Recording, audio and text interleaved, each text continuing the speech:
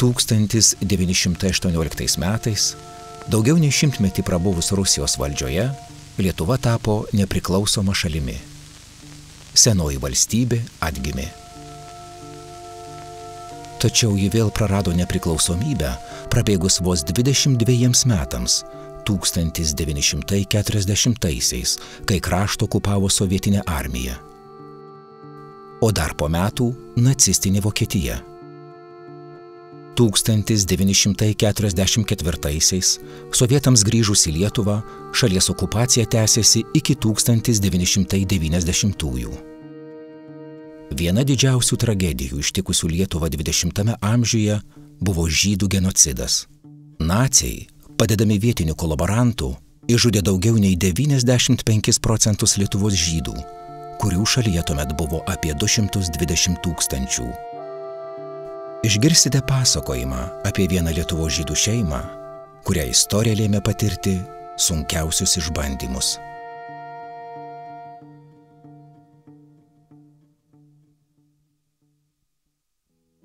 Čia jūs matote jauną ir gražią merginą. Jos vardas buvo Estera Solomina. Ji kilusi iš Pilviškių. Šio vyruko vardas Mozė Kleinšteinas. Jis kilęs iš Vilkaviškio. Estera ir Mozė susituokė 1923 metais ir po metų jiems gimė sūnus Zajevas. Aš, jų dukra, nuotraukoje atsiradau 1932 metais. Štai čia aš užaugau, Vilkaviškyje. Prisimenu mažus namelius, apsuptus nuostabių žalių medžių. Gatvelės leidusi Straunios Šešupės link, kurios krantuose išdykaudavo vaikai. Tėtis buvo Vilkaviškio žydų mokyklos direktorius. Visi vaikai, kurie lankė tą mokyklą, dėvėjo uniformas. Buvo taip gražu. Mūsų miestelėje taip pat stovėjo nuostabi medinė sinagoga. Vilkaviškyje buvo apie 7 000 gyventojų, iš kurių per 3 000 žydų. Lietuviai ūkininkaudavo ir savo prekes veždavo į miestelį, o dauguma krautuvininkų buvo žydai. Kitaip tariant, žmonės gyveno kartu, gražiai sutarė, pagelbėdavo vieni kitiems. 1940 vasarą, kai Raudonoji armija okupavo Lietuvą, man dar nebuvo nė 8. Žinau, kad dalis vargingai gyvenančių žmonių, žydų, lietuvių, manė, kad valdant komunistams gyvenimas palengvės. Bet mūsų šeima tuo netikėjo. Po kurio laiko vienas sovietų karininkas buvo apgyvendintas su mumis. Sovietų kareiviai ir jų žmonos iš parduotuvių išgraibė beveik viską, neliko ir maisto. Tačiau mūsų laukia daug baisesni dalykai. Sovietai ėmė gaudyti ir tremti ne tik pasiturinčius, bet ir vidutiniokus, neaplenkė tremtis ir sionistų.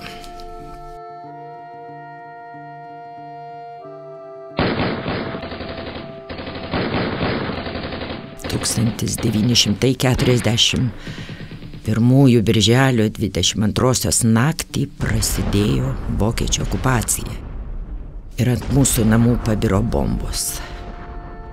Miestelis įsikūręs arti sienos, todėl antpuolį patyrėme vieni pirmųjų.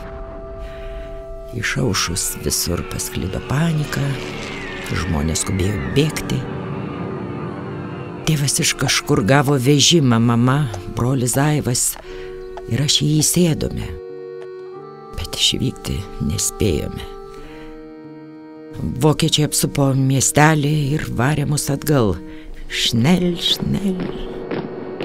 buvo pirmieji vokiški žodžiai, kuriuos man tada teko išgirsti.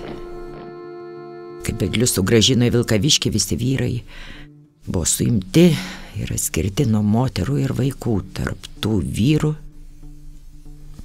liko ir mano tėtis ir Zaivas. Mano mama ir aš apsigyvenome su kita šeima. Turėjome atiduoti radijo imtuvus, o ant savo drabužių prisisiūti po geltoną žvaigždę. Tėvą ir brolį uždarę spaustuvėje gyvenome baimėje. Tada atsitiko baisiausia. Tuo nesunku patikėti. 1941 birželio 28-ąją, praėjus tik kelioms dienoms po vokiečių įsikraustymų, buvo sušaudyta 600 žydų. Mes likusieji buvome suvaryti į getą.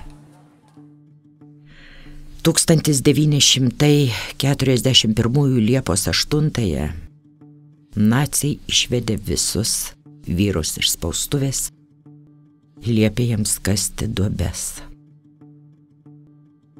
Jie kasė savo pačių kapus. Būtent taip aš praradau savo tėvą, savo brolį, savo senelį. Kiti mes moteris buvome verčiamos dirbti, mums įsakinėjo vokiečiai, bet taip buvo ir lietuvių, kurie jiems talkino. Po 1,5 mėnesio mus išvežė į Pilviškius, mamos gimtąjį miestelį. Ten buvo įkurtas nedidelis getas, kuriame mama dirbo siuvėja. Buvo 1941 lapkričio 13 vakaras artinosi. Žiema temonksti. Kai gatvėje aš pamačiau vokiečius ir lietuvių policininkus, jie daužė į duris, šaukė ir visiems žydams liepė išeiti lauk. Man dar nebuvo 9, bet po viso to, ką mačiau, praėjusią vasarą buvau jau nebe vaikas ir iškart supratau, ką daryti. Parbėgau į namus, suškau mamą. Mama, bėgam, ir mes sprukome. Mes nežinojome, kur bėgame, bet žinojome, nuo ko bėgame.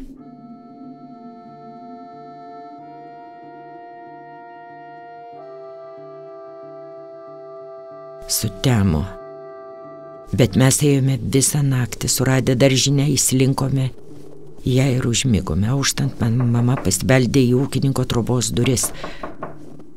Ar jie mus pamaitins? Ar neatstums? Aš vis dar stebiuosi žmogaus širdies gerumu, tomis sudėtingiausiomis sąlygomis. Gyvenimas mums galėjo baigtis bet kurią akimirką. Tačiau visame tame krašte tai žydai, motinai ir jos mažai dukreliai nė vienas neatsuko nugaros. Glaudėmės palėpėse, daržinėse, rūsiuose. Žmonės maitino mus tuo, ką valgė patys. Mums ypač pasisekė kaimelyje, kuriame gyveno Strimaičių šeima. Ponas Strimaitis buvo agronomas, jis su savo žmona tiesiog priėmė mus į savo šeimą. Aš džiaugavau, nes jie turėjo dukrelę Mildą. Ji buvo mano amžiaus, pagaliau aš turiu draugę. Kiekvieną sekmadienį Strimaičiai vesdavosi mus į bažnyčią. Jie visiems sakydavo, kad aš jų giminaitė iš Kauno. Mama tuo metu likdavo namuose. Diena keitė dieną, dienos virto savaitėmis, savaitės mėnesiais. Ar mums būtų pavykę išgyventi, jei niekas nebūtų padėjęs? Tačiau vieną dieną sėkmė nusisuko kelyje. netoli barzdų mano mamą ir mane sučiupo kažkoks vyras. Ir įsakmėjame vesti į miestelį. Priešais ateinant sutikom nepažįstamą vyrą, kuris tuoj pat suprato, kas čia vyksta. Jis užkalbino mus suėmusi vyrą ir vogčiomis paragino mus sprukti. Taip ir padarėme. Deja, niekada nesužinojau mus išgelbėjusi vyro vardo. 1944 rudenį mes glaudėmės miškuose netoli Strimaičių namų. Spalį mes išvydome sovietų kariuomenę. Karas mums baigėsi.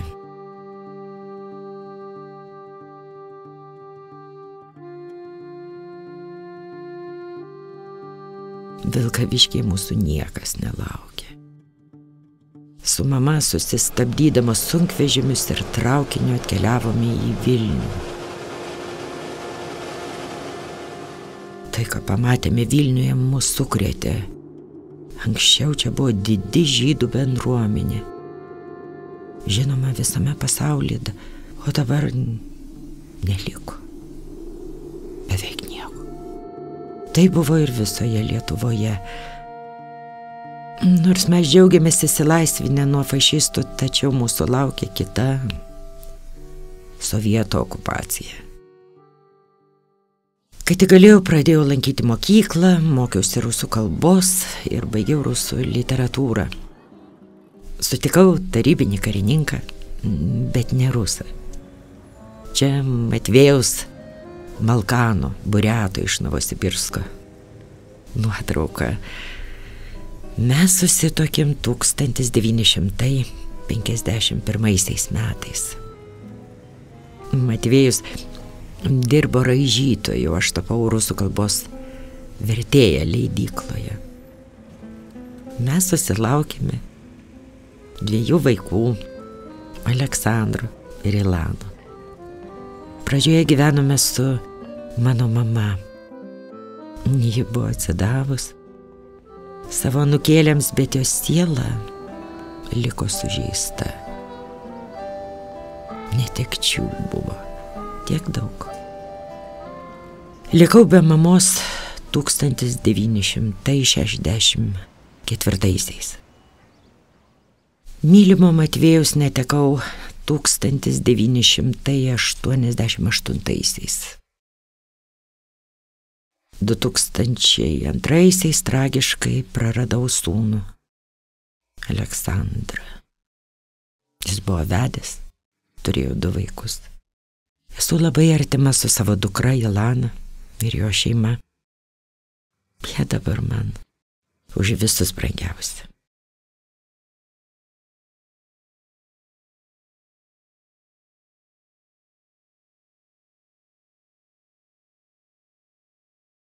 Mūsų šalis Lietuva išgyveno siaubingą 20-ąjį amžių.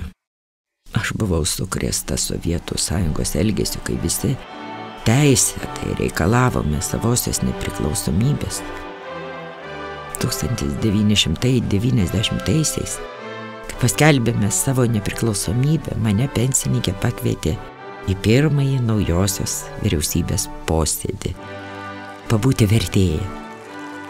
Man tai buvo didelė garbė. Atsikūrė, nors ir nedidelį žydų bendruomenę. Mes dabar vėl turime žydų mokyklą, įvairius klubus, ruošiame kultūrinius renginius. Bet buvo darbas, kurį aš privalėjau padaryti pati. 1994 pradėjau pildyti dokumentus, įrašyti laiškus Izraelio holokausto muziejui. Jis yra įsteigęs tokį ypatingą apdovanojimą drąsiems žmonėms, kurie rizikavo savo gyvybę, bet neatstūmė draugo žydo, o kartais ir visai nepažįstamų, kaip kad buvo nutikę mano ir mano mamos atveju. Man buvo labai malonu, kai 1994 Milda ir jos tėvai, kurie tuomet jau buvo mirę, gavo šį dovanojimą. Tikiu, kad gyvenime visada yra galimybė pasirinkti. Holokausto metu Lietuvoje kai kurie žmonės priėmė blogą, tiesiog siaubingą sprendimą. Kiti nepriėmė jokio.